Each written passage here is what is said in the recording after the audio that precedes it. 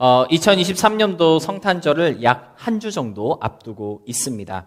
다음 주일이 공교롭게도 크리스마스 이브인데요. 그래서 다음 주일은 안내했던 것과 같이 미국 교회와 연합으로 모이기 때문에 따로 성탄 감사 예배를 드릴 시간이 없을 것 같습니다. 그래서 오늘 이 시간 예수님의 탄생을 함께 묵상하며 성탄의 의미를 되새겨 보았으면 하는데요. 특별히 마리아에게 임신 소식을 전해주었던 천사의 이야기를 함께 나누며 어떻게 우리는 성탄을 준비하고 또 맞이해야 하는 것인지에 대해서 생각해 보려고 합니다. 오늘 이 말씀을 함께 나눌 때 매년 반복되는 식상한 성탄절에서 벗어나 전혀 새로운 성탄절을 준비하고 맞이하는 그런 우리가 되었으면 좋겠고요. 그러한 변화의 성탄으로 나아가도록 이끌어주는 오늘 이 말씀의 시간이 될 수 있었으면 좋겠습니다. 첫 번째로 오늘 본문 말씀을 함께 나누면서 우리가 깨달아야 할 것이 하나 있습니다. 오늘 본문을 통해 우리가 깨달아야 할 첫 번째는 무엇일까요? 성탄절은요, 나 자신을 종으로 고백하는 사람에게 임한다는 것입니다. 먼저 본문의 내용을 우리가 다 잘 알고 있는 그러한 내용이겠지만 간단하게 한번 좀 살펴보자면 우리가 잘 알고 있는 것처럼 다윗의 자손이었던 요셉이라는 사람과 결혼을 약속한 마리아라는 사람이 있었습니다. 이 둘은요, 아직 결혼을 하지 않은 상태이었고요. 한 집에 같이 살고 있지도 않았습니다. 결혼만 약속한 처녀 총각이었다라고 하는 것이죠. 결혼을 약속하고 마리아와 요셉 둘 다 결혼 준비로 한창 바쁜 날을 보내고 있을 때 갑자기 마리아에게 가브리엘이라고 하는 천사가 나타나 소식을 전했다라고 성경은 우리에게 알려주고 있습니다. 가브리엘이라는 천사가 마리아에게 어떤 소식을 전했습니까? 누가복음 1장 28절로 31절의 말씀을 보니까요, 임신 소식을 전해주었다라고 성경은 알려주고 있는데요. 우리 함께 읽어보도록 하겠습니다. 누가복음 1장 28절로 31절입니다. 그에게 들어가 이르되 은혜를 받은 자여 평안할지어다. 주께서 너와 함께 하시도다 하니 처녀가 이 말을 듣고 놀라 이런 인사가 어찌함인가 생각하매 천사가 이르되 마리아여 무서워하지 말라. 내가 하나님께 은혜를 입었느니라. 보라 내가 잉태하여 아들을 낳으리니 그 이름을 예수라 하라. 이러한 소식을 들은 마리아는요, 깜짝 놀랐습니다. 왜냐하면 마리아는 아직 남자를 알지 못하는 처녀이었기 때문이고요. 무엇보다 결혼을 앞두고 있는 상태이었기 때문에 이와 같이 임신 소식, 아기를 갖게 될 것이야, 너는 아들을 낳게 될 것이다 라는 소식을 전해준 그 가브리엘의 그 소식은요, 사실 마리아에게는 그리 반가운 소식은 아니었다라고 우리는 생각해 볼 수 있을 것 같습니다. 여러분, 결혼도 하지 않은 마리아, 심지어 결혼을 앞두고 있는 정혼한 사람이 있는 마리아가 임신을 하였다라고 하는 소문이 나면 마리아는 요셉과 결혼을 할 수 있을까요? 없을까요? 당연히 결혼을 하지 못하겠죠. 실제로 마태복음 1장 18절로 19절을 보면요, 마리아가 임신한 것이 나타났을 때 요셉은 조용하게 그 결혼을 취소하려고 했던 것을 우리는 볼 수가 있습니다. 마태복음 1장 18절로 19절입니다. 예수 그리스도의 나심은 이러하니라. 그의 어머니 마리아가 요셉과 약혼하고 동거하기 전에 성령으로 잉태된 것이 나타났더니 그의 남편 요셉은 의로운 사람이라 그를 드러내지 아니하고 가만히 끊고자 하였다라고 성경은 알려주고 있습니다. 여러분, 그렇기 때문에 아무리 좋은 소식을 전하는 가브리엘이 전해준 소식이라 할지라도 임신 소식을 전해준 그 소식, 사실 마리아에게는요, 그리 반가운 소식은 아니었고요. 또 한편으로는 아주 불쾌하고 자칫 목숨을 잃을 수도 있는 아주 위험한 소식이었다라는 것을 우리는 알 수가 있습니다.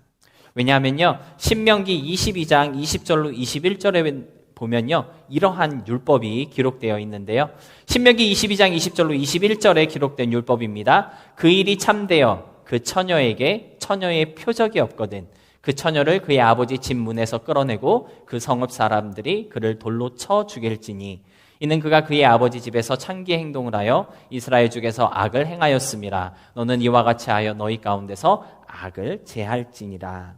여러분, 신명기 22장 20절로 22절이 말씀하고 있는 율법은 무엇입니까? 처녀된 사람이 처녀됨을 지키고 성적으로 순결하며 정결하게 행동할 것을 신명기 22장의 율법은 요구하고 있는 것이고요. 무엇보다 성적으로 문란하게 행동해서는 안 된다. 그러한 경각심을 일으켜주는 율법으로 기록되어져 있습니다. 여러분, 천사를 통해 마리아야, 너는 아이를 갖게 될 거야. 너는 아들을 낳을 것이다 라고 하는 임신 소식을 들었을 때 마리아의 마음속에 이 율법이 생각이 났을까요? 생각이 나지 않았을까요? 아직 결혼도 하지 않은 내가 임신을 하게 된다면 그것은 무슨 뜻입니까? 나는 처녀가 아니라는 뜻이잖아요. 맞죠? 분명 요셉과 정혼할 때는 처녀라고 정혼을 했는데 그런데 임신을 하게 돼버리면 처녀가 아니라는 뜻이 된다는 것입니다. 결혼도 하지 않은 처녀가 임신을 하였다는 것은요, 그가 거룩하게 행동하지 않았다는 증거가 된다라고 하는 것이죠. 그렇게 되면 결혼은 고사하고 신명기 22장의 율법에 따라 마리아는 돌에 맞아 죽는 사형에까지 이룰 수 있게 된다는 것을 그는 잘 알고 있었다라고 하는 것이죠. 그래서 어떻게 보면 오늘 천사가 전해준 임신 소식은 마리아에게는요, 위험하고 나쁜 소식일 뿐만 아니라 목숨을 내놓아야 할지도 모를 아주 무서운 그런 소식이었다라고 우리는 볼 수 있겠습니다. 그러한 이유 때문에 임신 소식을 전하는 천사의 방문에 마리아는 놀라했고 무서워하였다라고 성경은 알려주고 있는 것입니다. 여러분, 제가 이 놀랐다라는 말의 그 헬라어 원어의 뜻을 찾아보았거든요. 놀랐다라는 말의 헬라어 원어의 뜻은요, 방해하다, 동요하다, 귀 흔들리다, 당황하다, 이러한 뜻에 더 가까운 단어이었습니다. 한마디로 천사가 전해준 임신 소식에 마리아는요, 당황스러웠다라고 하는 것이죠. 그와 같은 소식이 결혼을 앞두고 있는 마리아에게는요, 복된 소식이 아니고 기쁜 소식이 아니라 방해거리이었다라는 것입니다.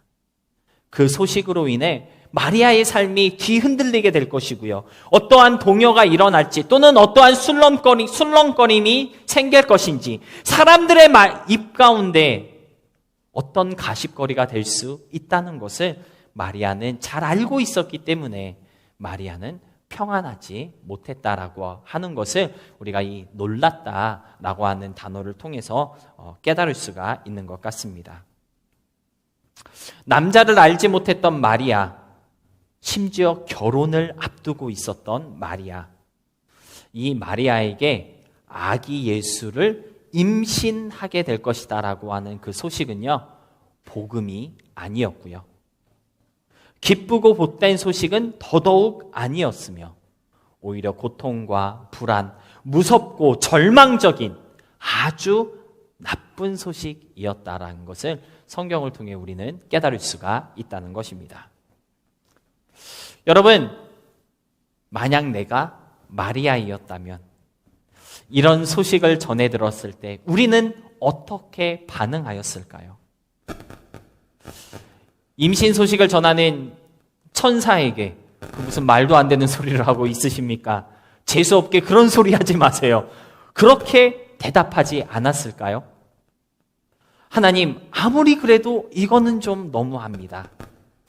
이제 좀 살만한데 나한테 왜 이러십니까? 순종할 수 없습니다. 거부할래요. 어떻게 보면 그렇게 반응하는 것이 당연하지 않을까 생각을 해보았습니다. 하지만 우리의 믿음과는 다르게 본문에 나오는 마리아는요, 아주 겸손하게 이렇게 고백하였는데요. 본문 38절의 말씀입니다. 마리아가 이르되 주의 여종이오니 말씀대로 내게 이루어지이다 하며 천사가 떠나가니라. 마리아는요, 고백하였습니다. 주의 여종이오니, 말씀대로 내게 이루어지이다. 마리아는요, 어떻게 보면 정말 개똥 같은 소식, 내 인생을 망쳐놓을 수도 있는 그러한 소식을 들었을 때 싫어요. 그 소식 못 들은 걸로 하겠습니다. 하지 아니하였고요. 나는 주님의 여종입니다. 주님의 뜻대로 나에게 이루어지겠습니다. 순종하였던 것입니다. 여러분, 마리아의 이 고백이 얼마나 겸손하고 위대하며 하나님의 뜻을 이룸에 있어 얼마나 큰 공헌을 한 고백인지 혹시 아십니까? 마리아의 이 고백이 없었다면 아마도 예수님은 사람의 몸으로 이 땅에 오지 못하셨을 것이고요. 그렇다면 저와 여러분은 여전히 구원과는 전혀 상관없는 그러한 사람들로 남게 되었을 것입니다. 여러분, 우리가 잘 알고 있는 갈라디아서 4장 4절에 이런 말씀이 있습니다. 때가 참에 하나님이 그 아들을 보내사 여자에게서 나게 하시고 율법 아래에 나게 하신 것은, 여기서 이 때가 찼다는 말씀의 이 표현은요, 지금이다, 그런 뜻이에요. 지금이 바로 하나님이 아들을 보내야 할 때이고 지금이 여자에게서 나야만 할 때이다. 그러한 시기적으로 적절한 때라는 그러한 의미를 이 때가 참에라고 하는 그 표현 가운데 담겨 있는 거거든요. 여러분, 마리아에게 예수 임신 소식을 전해주었을 그때, 그리고 그 소식에 마리아가 아멘 하였을 그때가 바로 하나님께서 구약 4,000년의 시간 동안 예언하시고 예정하셨던 그 때이었다라는 것입니다. 이때가 지나면 다시는 그때가 오지 않는다는 것이고요. 이때가 아니면 구약 4,000년의 시간 동안 하나님께서 세워놓으셨던 모든 구속의 역사를 다 뒤집고 다시 써야 할지도 모르는 그러한 정말 중요한 순간이었다라고 하는 것이죠. 그런데 바로 그때에 마리아는 자신의 인생을 걸고 주님 앞에 아멘 하였던 것입니다. 마리아에게 있어서는요, 꿈꾸던 결혼을 포기해야 하는 그러한 순종이었습니다. 더 나아가 창녀로 몰려서 돌에 맞아 죽을 수도 있는 그러한 고백이었다라고 하는 것이죠.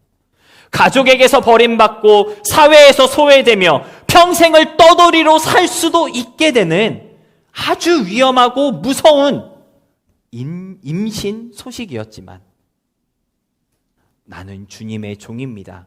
내가 무엇을 할 수 있겠습니까? 주님의 뜻대로 내게 이루어지이다. 하나님의 뜻 앞에 순종하며 그 앞에 낮아졌던 것입니다. 사랑하는 성도 여러분, 마리아의 이 고백, 이 겸손, 이 순종이 없었다면 성탄절은 절대로 오지 못했을 것입니다. 예수님의 탄생은 물 건너갔을 것이고요. 구원의 모든 역사는 사라지고 말았을 것입니다.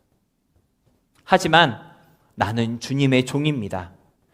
나는 주의 종이라는 그 믿음과 그 사실을 겸허하게 받아들였던 마리아가 있었기 때문에 올해도 우리는 예수님의 탄생을 기뻐하고 감사하며 셀러브레이트를 하고 있는 것입니다. 여러분, 성탄절은 누구에게 찾아오는 것일까요? 가장 올바르게 성탄절을 맞이하기 위해서 우리는 어떤 믿음과 자세를 가질 수 있어야 할까요? 나는 주님의 종입니다. 마리아와 같은 그 믿음과 그 자세, 이것이 성탄절을 맞이하는 우리의 모습일 수 있어야 하겠습니다. 제가 이 종이라는 말을 헬라어로 찾아보았거든요. 이 종이라는 단어를 헬라어로 둘레 이렇게 썼는데요. 여종이라는 뜻입니다. 그런데 이 둘레라는 말은요, 노예를 뜻하는 둘로스라고 하는 단어의 여성 단수형 표현이라고 그렇게 풀이해주고 있더라고요.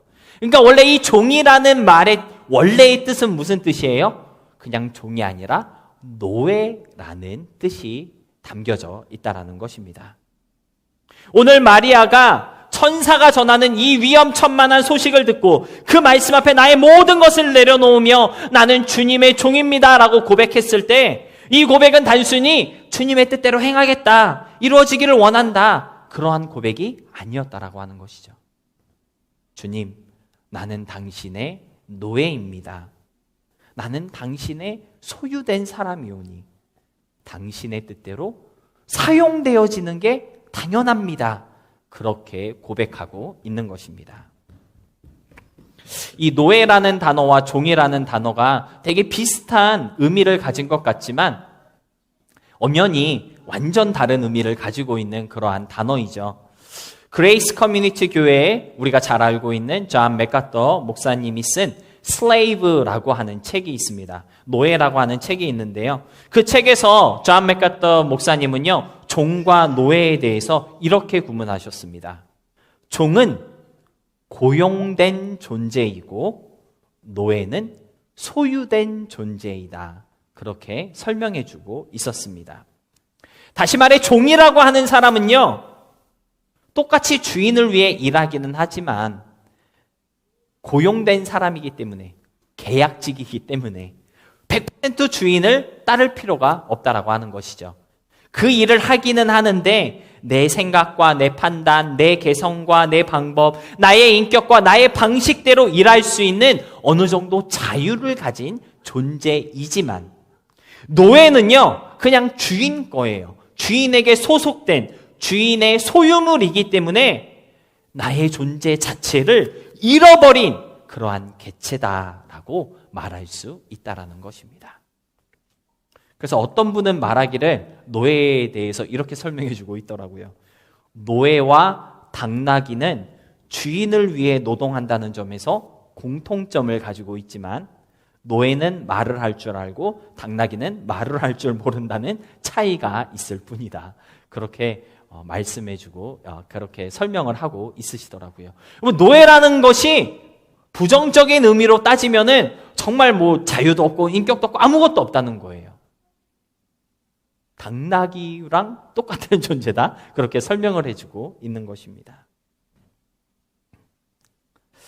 여러분, 마리아가 고백했습니다. 주의 여종이오니 말씀대로 내게 이루어지이다. 이 고백이 얼마나 위대한 믿음의 고백인지 깊이 묵상할 수 있어야 하겠습니다.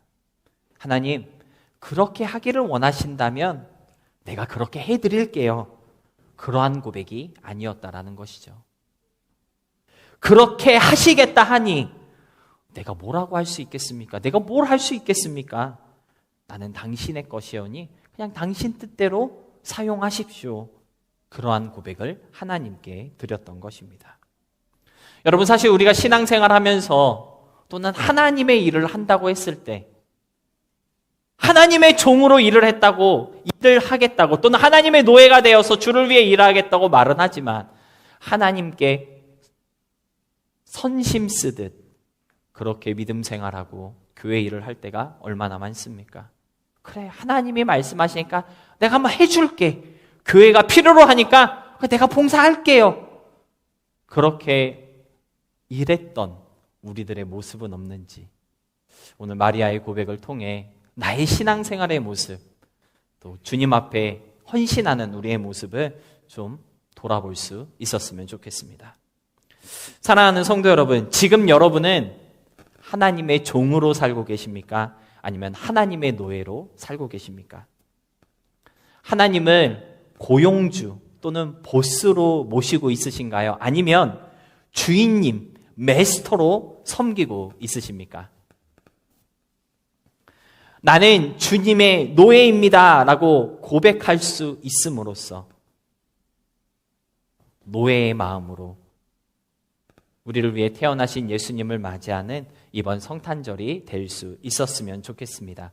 그것이 예수님을 주님으로 고백하는 우리가 가져야 할 가장 올바른 마음과 믿음인 줄로 믿습니다. 두 번째로, 주님의 노예된 사람은요, 하나님의 말씀에 대한 확신을 가질 수 있어야 합니다. 오늘 본문으로 함께 읽은 누가복음 1장 34절로 38절에서 우리는요, 너무나도 대조적인 마리아의 반응을 발견하게 되는데요. 말도 안 되는 임신 소식을 처음 들었을 때 마리아는 이렇게 대답했습니다. 본문 34절의 말씀인데요. 우리 다 같이 함께 읽어보도록 하겠습니다. 시작! 마리아가 천사에게 말하되 나는 남자를 알지 못하니 어찌 이 일이 있으리이까? 어찌 이 일이 있으리이까? 어떻게 이런 일이 일어날 수 있습니까? 나는 남자를 알지 못하기 때문에 절대로 이런 일이 일어날 수 없어요. 천사가 전해준 임신 소식에 34절의 마리아는요, 강력하게 반발하며 그 말씀은 이루어질 수 없다고 하나님의 말씀을 부정하였습니다. 그런데 38절의 마리아는요, 34절의 마리아와는 전혀 다른 모습으로 말씀에 순종하는 모습을 우리에게 보여주고 있는데요. 우리 38절 말씀 다시 한번 다 같이 함께 보도록 하겠습니다. 시작! 마리아가 이르되 주의 여종이오니 말씀대로 내게 이루어지이다 하며 천사가 떠나가니라. 절대로 그 일이 이루어질 수 없다던 34절의 모습과는 완전 다르게 38절에서는요, 그 말씀대로 내게 이루어지겠다라고 고백하는 모습을 우리는 발견하고 있습니다. 여러분, 34절의 마리아가 어떻게 38절의 마리아가 될 수 있었을까요? 지금 34절의 마리아와 38절의 마리아는 똑같은 사람이거든요. 한 사람입니다. 그런데 34절의 마리아는요, 하나님의 말씀을 부정했어요. 절대로 그 말씀대로 이루어질 수 없습니다. 나는 남자를 알지 못하는데 이성적으로 세상의 이치대로 어떻게 그런 일이 일어날 수 있겠어요? 오히려 하나님의 말씀에 의구심을 품고 의심을 품었는데 38절의 말씀은요, 그냥 그 말씀대로 이루어지겠습니다. 그렇게 믿고 순종하게 되었다라고 하는 것이죠. 도대체 무엇 때문에 34절의 마리아가 38절의 마리아가 될 수 있었느냐라고 하는 것이죠. 그 답은요, 본문 35절로 37절에 나와 있는데요. 우리가 함께 읽었던 것처럼 35절로 37절에서 가브리엘은 말하였습니다. 성령이 내게 임할 것이고 하나님의 능력이 너를 덮음으로써 이러한 일이 일어날 수 있을 것이다. 이러한 일이 일어날 것이다. 엘리사벳에게도 일어났는데 하나님의 말씀은 능치 못하심이 없다라고 하는 가브리엘의 그 말씀을 들었을 때 마리아는요, 드디어 38절의 고백을 할 줄 아는 마리아가 될 수 있었던 것입니다. 사랑하는 성도 여러분, 저는 여러분께 이러한 질문 드리고 싶습니다. 여러분의 신앙생활, 지금 하나님을 믿는다고 고백하는 나의 모습, 34절의 마리아의 모습에 더 가까울까요? 아니면 38절에 나오는 마리아의 모습에 더 가까우십니까? 하나님의 능력과 역사하심에 대한 믿음보다는 현실적이고 실질적인 것에 더 확신을 갖고 타당성을 부여하는 그런 일은 있을 수 없어. 아무리 하나님의 말씀한다 할지라도 일어날 수 없는 일이야 라고 대답했던 34절의 마리아의 모습이 혹시 우리의 모습은 아닌지, 그것이 내 믿음의 본 모습은 아닌지 생각해 볼 수 있었으면 좋겠습니다. 여러분, 하나님이 우리에게 원하시고 기대하고 계시는 믿음의 모습은요, 바로 38절의 모습이라는 사실을 기억하시기 바랍니다. 내 생각과 내 계산, 내 능력과 내 상황으로는 절대로 일어날 수 없는 현실이라 할지라도 37절의 말씀과 같이 대저 하나님의 모든 말씀은 능하지 못하심이 없다라는 그 믿음을 주님 앞에 고백하며 나아가는 그 삶이 바로 하나님이 기뻐하시고 기대하시며 무엇보다 이 성탄절을 통해 저와 여러분이 가져야 하는 모습이라는 것, 여러분 우리가 좀 깨달을 수 있었으면 좋겠습니다. 사랑하는 성도 여러분, 신앙생활 하시면서 가장 애석하고 어리석은 것이 무엇인지 아십니까? 애들 그냥 놔두세요. 애들한테 계속 관심 주면 애들 계속 관심 받으려고 딴짓합니다. 그냥 놔두세요. 여러분, 신앙생활 하면서 가장 애석하고 가장 어리석은 것이 무엇인지 아십니까? 믿음의 논리로 살아가지 못하고요, 세상의 논리로 살아가는 것입니다. 하나님을 믿는다, 말씀의 능력을 의지한다 말하면서 여전히 우리의 삶 중심에 하나님의 말씀이 아니라 세상의 이치와 가치가 놓여 있다면 그것만큼 애석하고 어리석은 신앙생활이 또 없다는 것이죠. 그럴 거면 뭐하러 신앙생활 합니까? 신앙생활 안 하는 사람들이 그렇게 살아가고 있잖아요. 그렇게 살아갈 거면 신앙생활의 이유가 없다라는 것입니다. 지난 금요기도에 설교 시간을 통해서 송수영 전도사님께서 그런 말씀 전해주셨잖아요. 세상의 가치와 세상의 논리로 살아가는 것, 그리스도인들이 그렇게 살아가고 있기 때문에, 다른 말로 믿는 사람이라고 말하지만 세상과 다를 게 하나 없이 세상과 똑같이 살아가고 있기 때문에 기독교가 욕을 먹고 있는 것이다. 그렇게 말씀해 주셨잖아요. 맞죠? 하나님을 믿는 믿음을 가졌다면 뭔가 다른 우리가 되어야 하는데, 뭔가 다른 시선을 가지고 뭔가 다른 가치관을 가질 수 있어야 하는데, 세상과 똑같은 시선, 세상과 똑같은 가치관을 가지고 있다면 신앙생활하면서 그것만큼 애석하고 어리석은 것이 없다라는 것입니다. 세상 사람들이 믿지 않는 것을 믿고 세상 사람들이 따르지 않는 것을 따르고 그들이 부르지 않고 붙잡지 않는 것을 부르고 붙잡는 우리라고 한다면 34절의 마리아가 아니라 38절의 마리아와 같이 하나님의 말씀에 대한 강한 확신을 가질 수 있는 우리가 될 수 있어야 한다는 것입니다. 2023년 횟수로 따지면 약 2020번의 성탄절을 우리가 맞이하게 되는 것인데요. 이번 성탄절에는 좀 바뀔 수 있었으면 좋겠습니다. 하나님의 말씀에 대한 강한 확신, 주의 말씀은 능치 못하심이 없다라고 하는 그 믿음을 가질 수 있는 우리가 되었으면 좋겠습니다. 여러분, 말씀이 육신이 되어 이 땅에 오신 그 사건이 바로 성탄절이잖아요. 맞죠? 성탄절의 사건 자체가 하나님의 말씀은 능치 못하심이 없다는 것을 보여준 사건이라는 것입니다.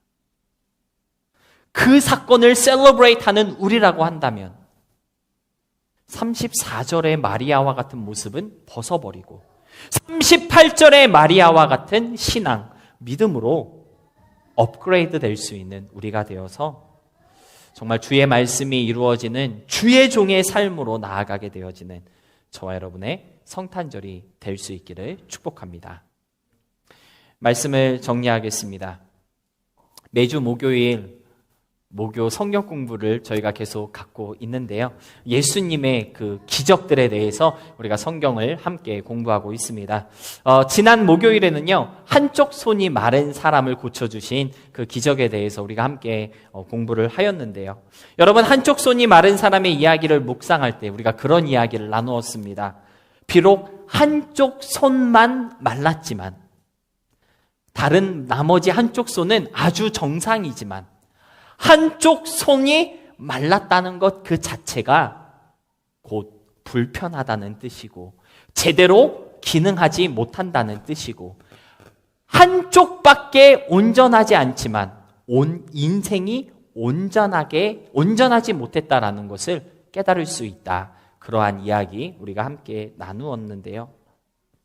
마른 것은 비록 한쪽뿐이지만 그 한쪽 때문에 두 손이 다 불편하고 생활 전체의 흐름이 부자연스러우며 모든 것이 온전하지 못한 삶이 되었다라고 하는 것을 우리가 함께 묵상했습니다.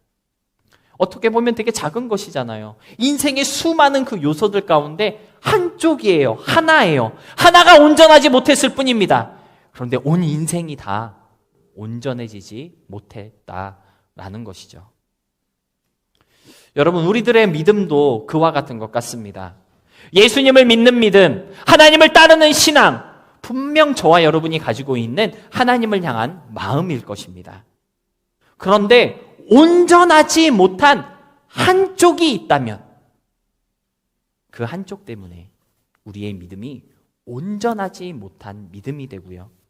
우리의 신앙생활에 불편함이 젖어든다는 사실을 깨달을 수 있었으면 좋겠습니다. 성탄절을 맞이하는 우리의 마음 속에 혹시 제대로 작동하지 않는 마른 손과 같은 그러한 믿음의 한쪽이 자리하고 있는 것은 아닌지 여러분의 믿음의 그 깊은 곳을 좀 살펴볼 수 있었으면 좋겠고요. 예수님을 주님으로 또 구세주로 우리의 삶 가운데 모시는 우리라고 한다면, 예수님이 정말 우리의 주님으로 나를 위해 이 땅에 오신 하나님으로 우리의 삶 가운데 오신 것이라고 한다면, 이제는 좀 주님의 노예가 될 수 있는 그런 저와 여러분이 되어서 단 한쪽이라도 잘못된 부분 없이 온전한 믿음으로 주님 앞에 설 수 있는 그런 우리가 되었으면 좋겠습니다. 제대로 작동하지 않는 한쪽짜리 믿음에 주의 노예이오니 말씀대로 이루어지이다 라고 했던 마리아의 그 고백이 덮어지는 역사가 이번 성탄절에 우리들의 삶 가운데 일어날 수 있게 되어서요, 저와 여러분의 믿음이 온전한 믿음, 흠이 없는 믿음, 완전한 믿음이 될 수 있었으면 좋겠습니다. 설교 후 찬양으로 조금 생소한 찬양이긴 하지만 전능하신 우리 주 하나님에게 라고 하는 찬양을 준비해 보았는데요, 이 찬양의 가사가 이렇습니다. 전능하신 우리 주 하나님에게 능치 못하실 일이 전혀 없네. 광대하신 우리 주 하나님에게 모든 나라 모든 족속 경배해. 여러분, 37절에 나오는 천사가 전해준 그 말씀에 대한 진리, 대저 하나님의 모든 말씀은 능하지 못하심이 없다라고 하는 그 선포가 저와 여러분의 삶 속에 새겨지고 믿어지고 역사하는 이번 성탄절이 되어서요, 우리의 삶, 우리의 인생을 통해 그 말씀에 능치 못하심이 없다는 것이 증거되고 증명되어서 저와 여러분을 통해 모든 나라, 모든 족속이 하나님께 경배하게 되는 그런 놀라운 일들이 일어나게 되어지는, 분명하게 뭔가 다른 2023년도 저와 여러분의 성탄절이 될 수 있기를 주님의 이름으로 소망하며 축복합니다.